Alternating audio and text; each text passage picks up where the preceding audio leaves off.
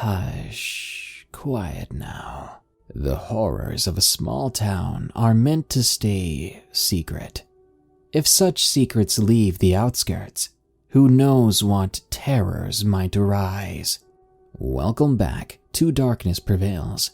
Today's episode features 2 allegedly true scary stories about small towns. And the third tale today is a fictional short story from Reddit's No Sleep forum about what can go wrong when someone is desperate enough to leave the city for a quieter place. A place that turns out to be not so quiet. Enjoy all these stories and be sure to send us your own at darkstories.org. I'd love to hear stories about forgotten and abandoned places. And hey, if you want to listen to the show while you work, drive, or sleep, follow the Darkness Prevails podcast on Spotify or iTunes, and review us on iTunes if you don't mind. Thank you. Now, let's begin. Horses don't have wings. From Jersey Kid. Everyone who lives around the New Jersey Pine Barrens knows a bit about the Leeds Devil. You probably do too. It's a cryptid like any other. Also goes by the alias Jersey Devil. It's a popular staple in the culture of the small township I live in, and a welcome one at that, as it is the sole contributor to our tourist industry.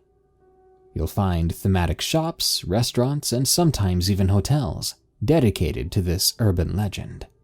The lore goes something like this. Way back in the 18th century, a woman named Jane Leeds, sometimes called Mother Leeds, had a large family of 12 children. One day she found out she was pregnant for the 13th time, and out of frustration, she cursed the unborn child, declaring it would be the devil. 9 months later, on a cliché dark and stormy night, she gave birth to the boy, and though at first it was a normal human, it morphed into some sort of creature with hooves, a goat's head, bat wings, and a forked tail, before taking off out of the chimney and into the Pine Barrens. Of course, no local really believes any of it. Maybe one night your grandfather would tell a story about how he swore he saw it while locking up the farm, or something like that. Then you'd give him a laugh, say, "Sure, Grandpa," and forget about it. At least, that's how it was for me. Being introduced to the mythos so early on in my life, I developed a bored outlook over it, not believing in any part or respecting the legend. Little did I know on my 19th birthday, that was all going to change. I had been celebrating most of the day with my 2 closest friends, Tom and Marie. It was great. We hung out by a little creek, drinking and skipping rocks, enjoying each other's company. In my town, there wasn't much to do, beyond a run-down arcade and a theater that only rotated titles every 3 months, so it was often more fun to just hang out. Anyway, everything was going well. We were preparing to head back soon as it was getting dark. I think I was pretending to be a mugger or something like that with Tom, using the flare gun my dad gifted me earlier that day as a prop. This goes on until we hear this rustling in the bushes on the other side of the water. Soon after, some girl pops her head out. The first thing we noticed was that she was covered in mud, like all over her face and clothes. She just sort of stares at us, and we stare back, until Marie says something. "Hey, are you okay?" The girl looks behind her quickly before she walks down the bank, hesitantly, and starts crossing over to us. As she gets close, we can make her out better. We were all in our late teens. She was probably 9 or 10 at most. She was wearing a long dress of sorts, white and baby blue, which really made the mud stick out even more. She crossed the rocks and finally steps out onto our bank. She looks at all 3 of us, before she goes up to Marie and hugs her around the waist. Then she starts to cry. Marie looks at us, mouthing, "What the heck?" She then starts trying to talk to the girl, Me and Tom are just staring, almost laughing from how crazy all this was. Marie pushes her off before asking, "Hey, what's wrong?" She was really sweet about it, considering she was a bit drunk. The girl keeps on crying, and she finally speaks. I saw a monster. She stammered through tears.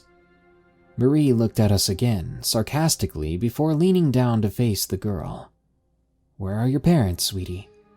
Are you out here all alone?"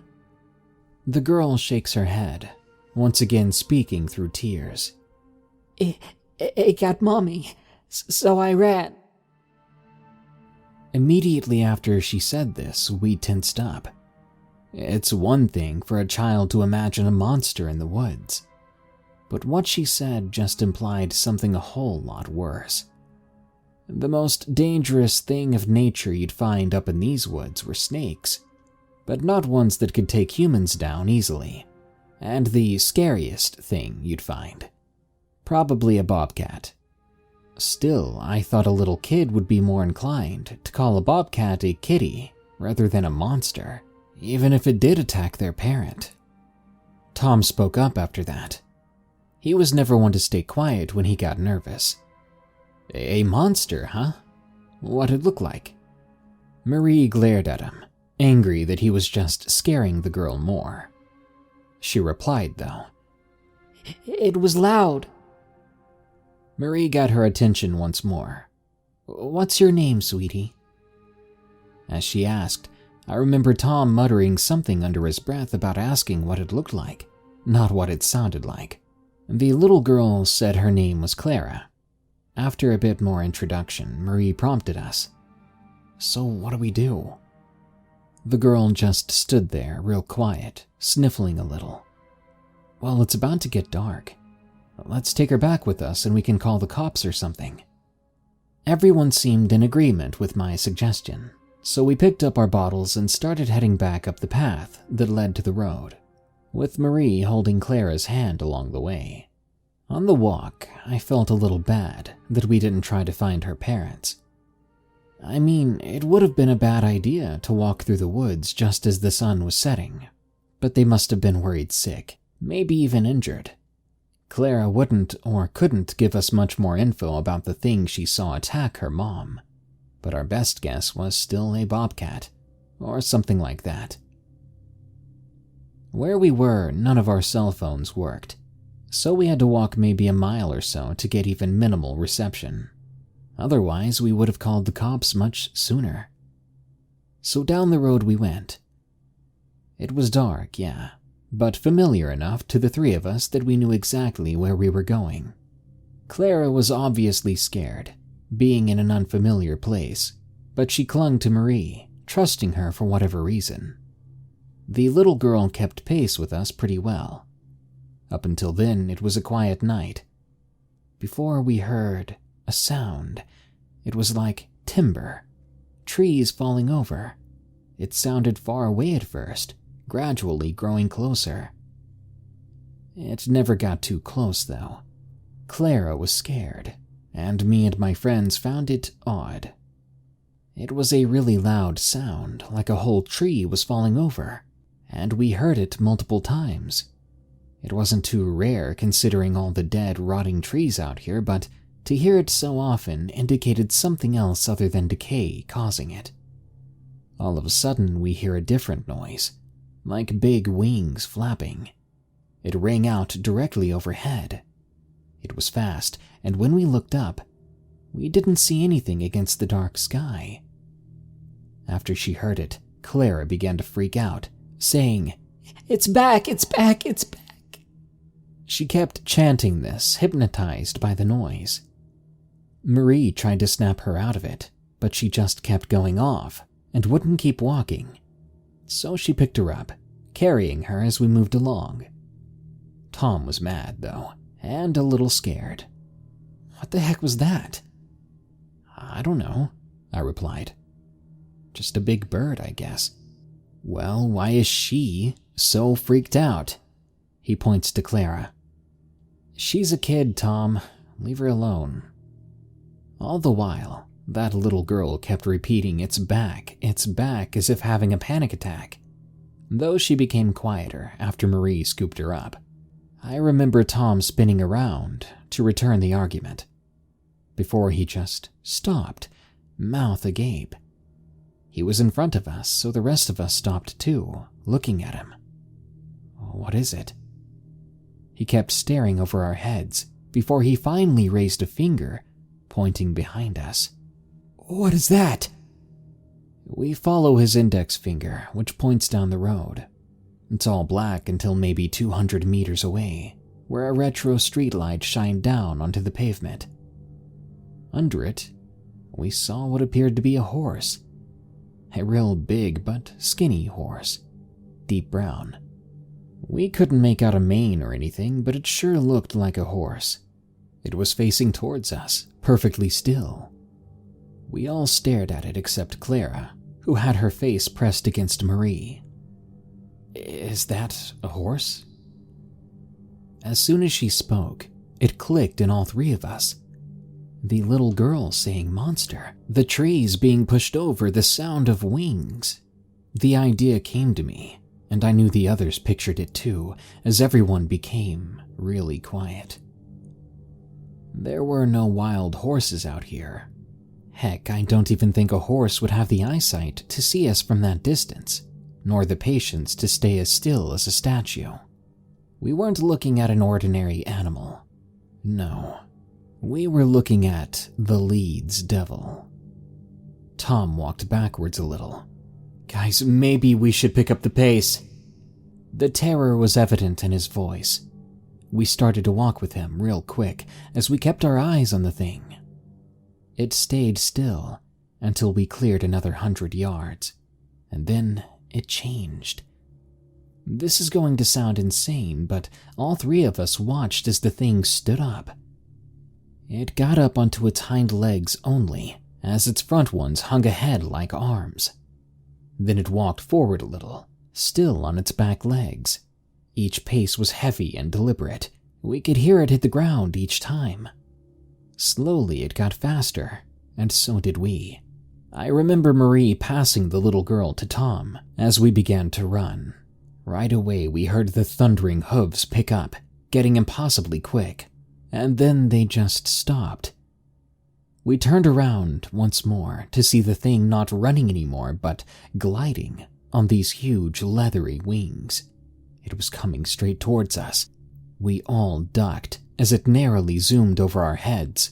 We heard another flap a few seconds later, and I knew it was turning around.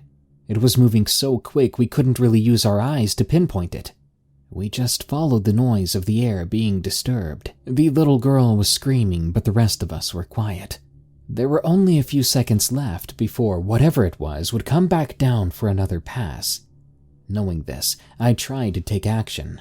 My heart was beating out of my chest as I slung my backpack over my shoulder. I unzipped it, rustling through the snacks and drinks to find the flare gun that I'd been playing with earlier. I could hear the huge beast flapping and gliding around us in circles.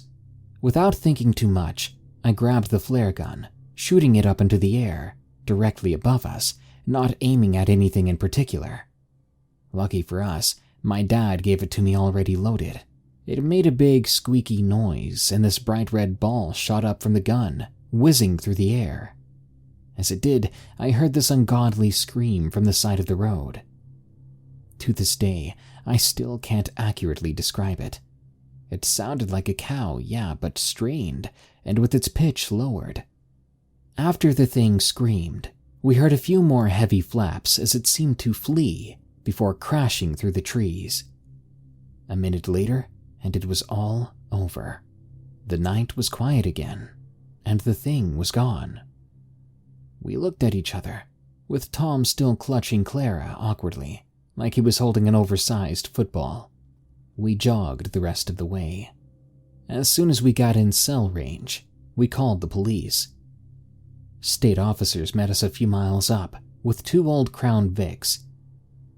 I recall them being really suspicious of us. They thought we were high off of something. When the little girl corroborated what happened to her, they relaxed a little. I think they wrote it off as some sort of wild animal attack. One of the officers took Clara with them, and that was the last we ever saw of her. I don't know what happened next, but I sure hope they found her mother. Suffice to say, me and my friends respected the legend a lot more after that. We never saw it again, up until I moved out of state. Sometimes when I tell the story to others, they insist it was a wild horse chasing us for one reason or another. All I know is that horses don't have wings. Good luck to any people living around the Pine Barrens out there. Stay safe. The Shadows in the Small Town Republic. From Listener. This happened back in August 2019 in the small town of Republic in Washington State. This story was told to me by my other friend, Cliff. The reason I went to Republic was to visit my mother. I left her house when I was 20, and now I'm 22. My mother said she was getting lonely. My dad had left her with me as soon as I was 6 years old for no given reason at all, and I have a soft spot for my mom. So of course I would go to her house and keep her company. As soon as I arrived, I immediately called her. I sort of forgot exactly where she lived, so she told me where her address was. When I was at her house, she greeted me with open arms, just as she used to when I was little. We talked and talked. I never forgot how much of a talker she was.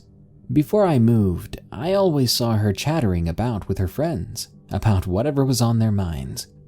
I always assumed it was boring stuff, so I never intervened, nor did I want to be anywhere near them while they talked.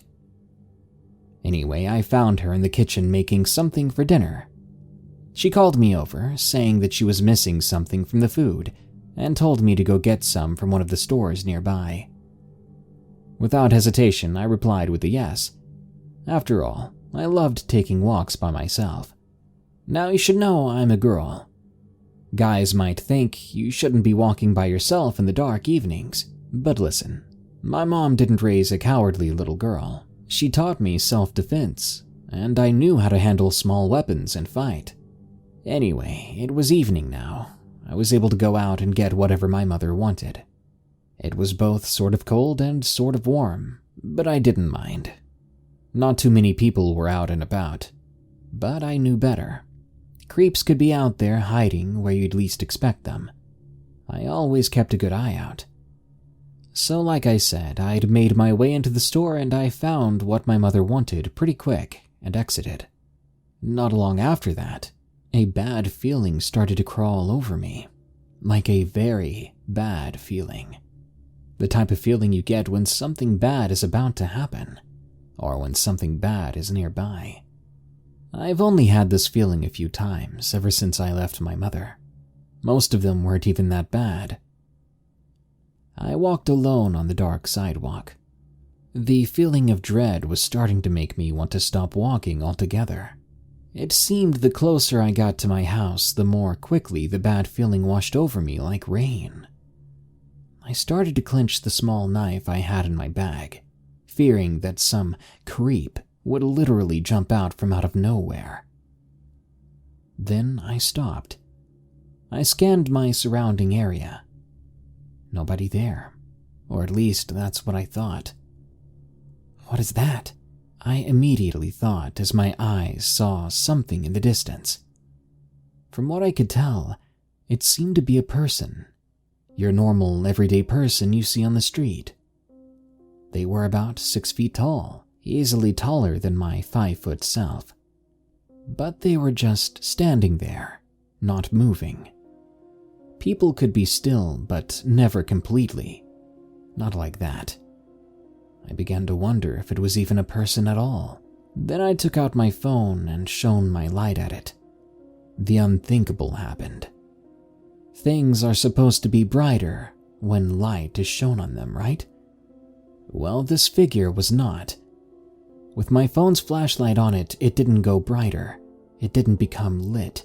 Instead, I saw a completely black figure. like a shadow almost. But the shadow was not on the ground. It was so black that it looked like it was swallowing all the light from my phone. Now I understand why the people in horror films don't run when the killer or monster is charging at them. They freeze with fear. That's what I was experiencing. The sudden fear of seeing this entity prevented me from moving. Then it started to move. Strangely enough, it moved like a video game character when the game glitches, moving forward then back then appearing closer than it was before. All the while, I trembled. Then another figure suddenly appeared from thin air, then another one, and another. Soon there was 4 or more black figures surrounding me. It was like they were blocking off any sort of escape route, and they wanted me in the middle. Nowhere to run, nowhere to hide. Even though they didn't have eyes, I could still feel the malevolent figure's gaze on me. It was filled with malice. There was a ringing and buzzing in my pocket. I don't know how, but I managed to pick up my phone, and thank goodness. It was my mother. She wanted to know where I was.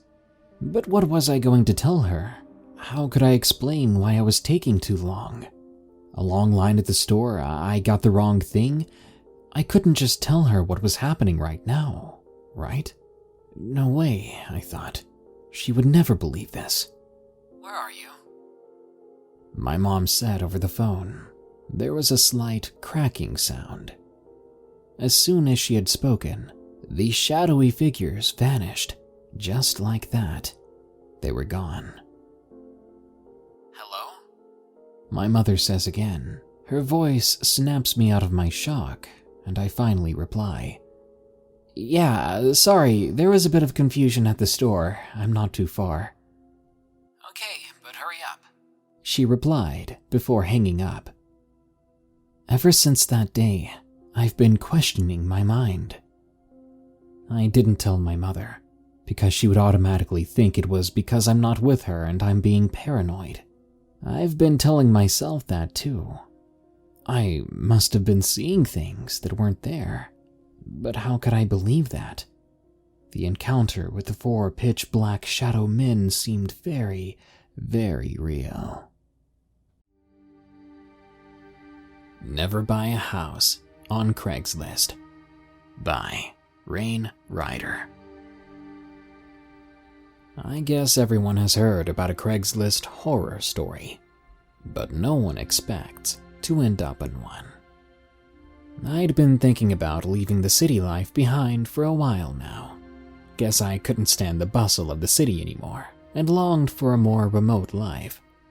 I'd saved up quite a bit of money over the years and decided to buy a house. When I saw the prices though, my jaw dropped. I'd expected that buying a house was expensive, but I never thought that expensive. In my desperation, I opened Craigslist. I didn't expect to find anything there, but that's exactly what I did. The ad was as simple as it could be. Small house for sale, way below market value. I clicked on it in an instant. When I saw the price though, I was sure the seller had made a mistake. There was no way someone would sell a house that cheap. The place looked decent from what I saw in the pictures. Eventually I found the seller's phone number and called him. I honestly expected the price to be a mistake. Heck, maybe it was all a scam. Instead, I found myself on a call with a man named Wilbert Johnson. When he told me the place was still available, the first thing I asked about was the price. The old man assured me there was no mistake. It was an old house, he said, in the middle of nowhere, and he wanted to get the sale over with as soon as possible. There was a catch though. He wanted the payment in cash only, because he did not trust the banks or any of the real estate agents. Some other people had shown interest before me, he said, but they'd all gotten cold feet at the mention of this. I didn't see a problem with it.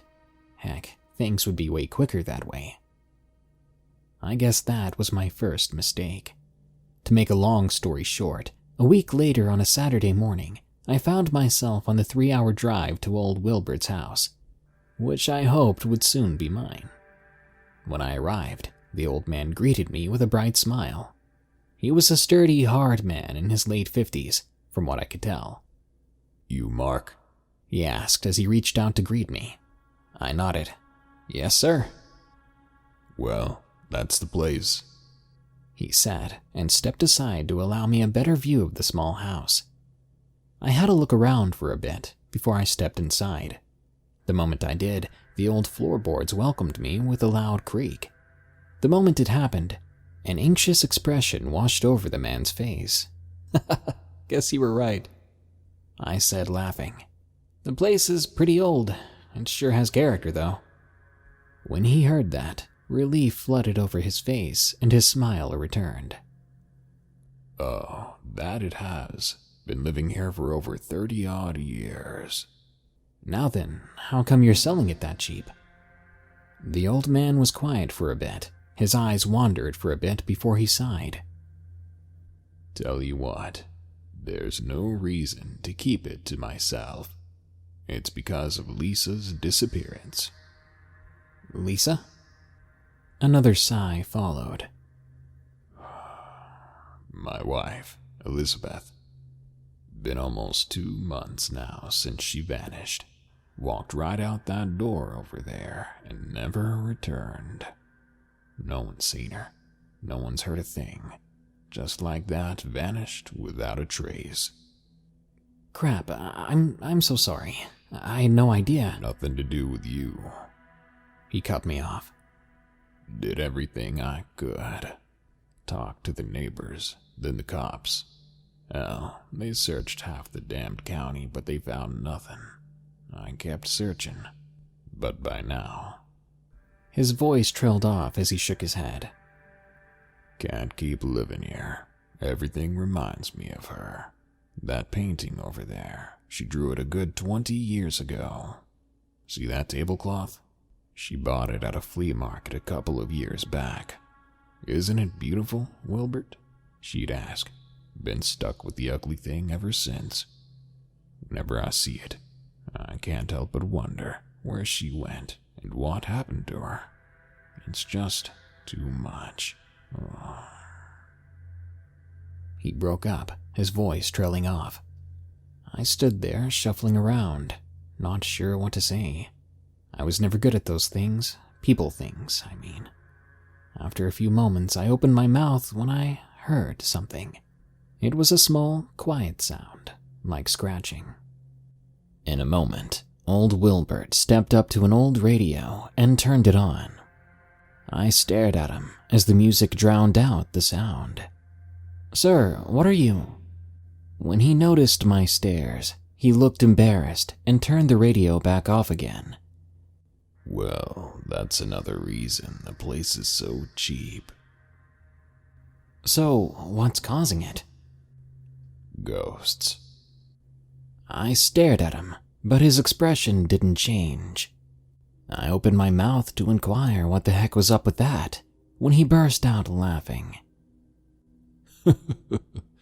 "God dang it, I'm pulling your leg. It's rodents. We've had a problem with the dang beasts for half a decade now.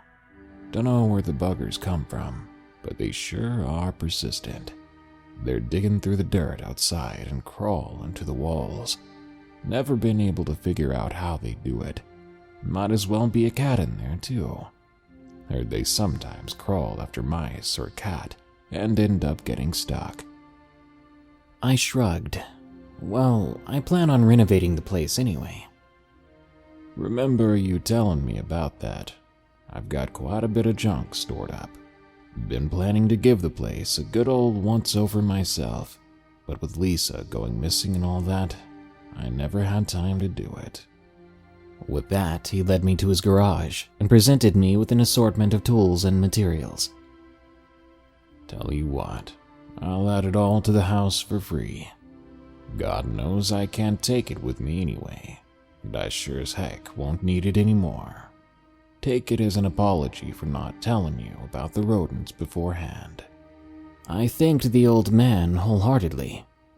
Looking at the amount of stuff here, I might as well be looking at $500,000. Heck, maybe even more. We talked more while the old man led me through the house. Here and there he stopped me and told me what sort of renovations he had planned and gave me detailed advice. Start with the second floor. Use this or that material. Do this that way, and so on. It sounded like solid advice, and I could tell the old man knew what he was talking about. Once the tour was over, we took on the sale, and I arranged to be back in a few days to finalize everything. The old man, in turn, told me he'd put together a little write-up of all the renovation advice. Once I was back, I handed him the money. He sighed again. Guess there's one last thing I gotta tell you. This place, well, it's got a history. I looked up. First the rodents, and now what? It's probably all nonsense. He started shaking his head. But Lisa always talked about that stuff. She said back in the day, when folks still owned slaves, there had been a lynching out here.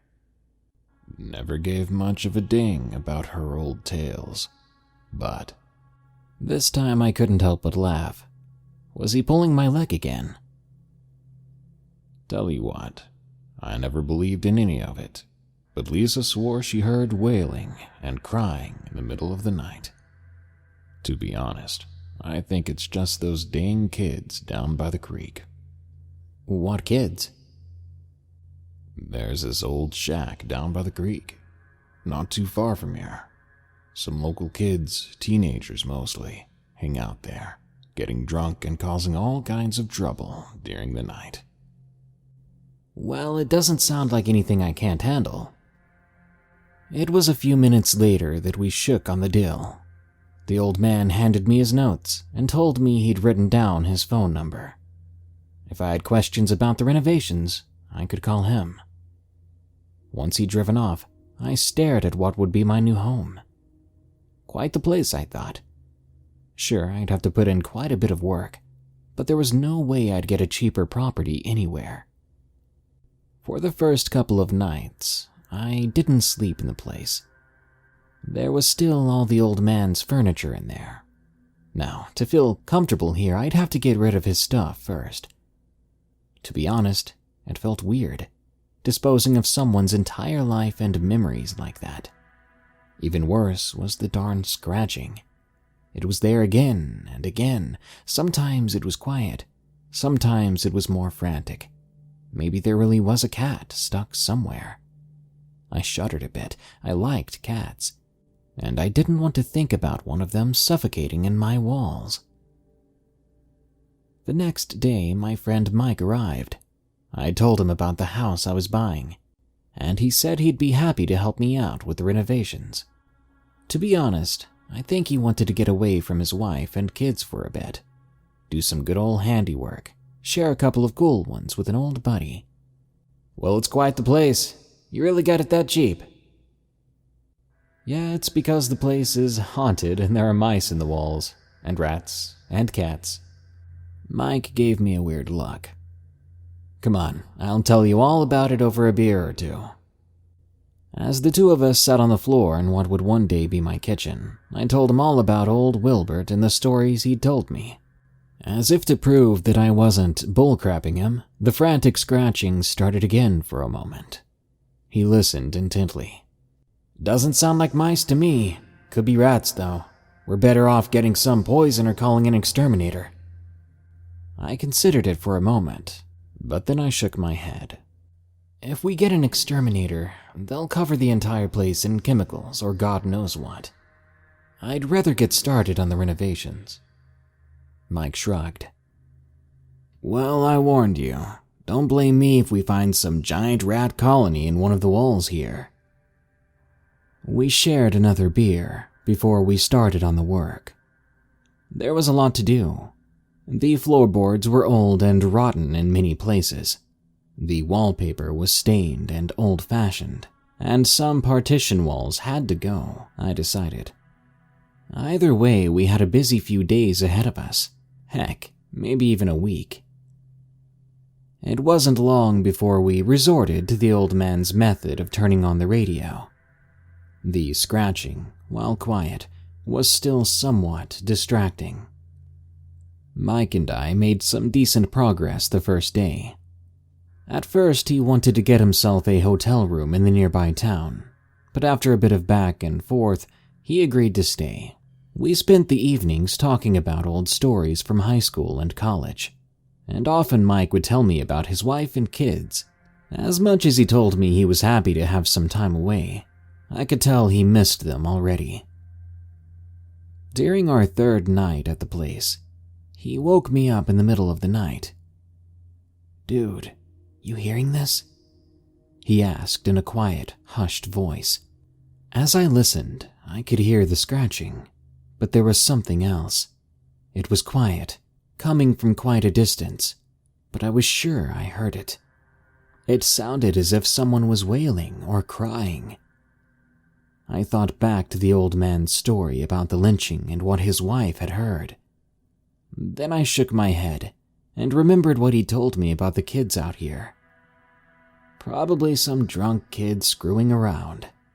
The old guy told me they're gathering down by the creek to get drunk. Maybe they thought it'd be fun to mess with the new guy. Mike nodded, but he still looked unnerved.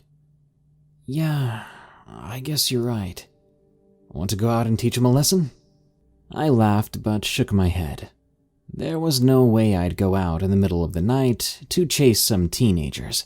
I also didn't want to become known as the local crazy guy. Eventually, we got back to sleep. Still, somehow my mind lingered on the story. That scratching, that wailing. There was something about it that didn't seem to fit. The next day, busy with renovations again, I'd already pushed all those thoughts away. Guess that was my second mistake. We doubled down on our efforts. Me trying to find a hint of those darned rodents, and Mike most likely wanting to get out of here. He'd always been the superstitious type. When the wailing started again on the fourth night, Mike told me he'd get a hotel room if it would persist. I retorted that it was those kids again, but this time he wouldn't have it. "Yeah, so you're telling me there's some group of kids out there that got nothing better to do in the middle of the night, 2 times in a row? Heck, man, I don't know. Maybe it's a cat stuck somewhere. I sure as heck don't believe there are any freaking ghosts." Mike grunted but said nothing. For a while I considered going out there to figure out who or what was causing it, but not long after I drifted off to sleep again. At this point, we were on the 5th day of renovations. The place was almost barren by now. We'd started on the upper floor first. After that, we'd taken down the partition walls and had stripped down the old wallpaper. Not knowing too much about renovations myself, I'd followed the old man's guidelines almost to the letter. That was my third mistake. "So what else do you want me to take care of?" "Well, you could clean the garage for starters, and that lawn looks like it hasn't been cut in months." "All right, hilarious, Mark," he said when he saw the enormous grin on my face. "Tell you what," I started. "How about we take a bit of a break for the rest of the day? Tomorrow we take care of the floorboards down here and that's it. God knows those need to be replaced."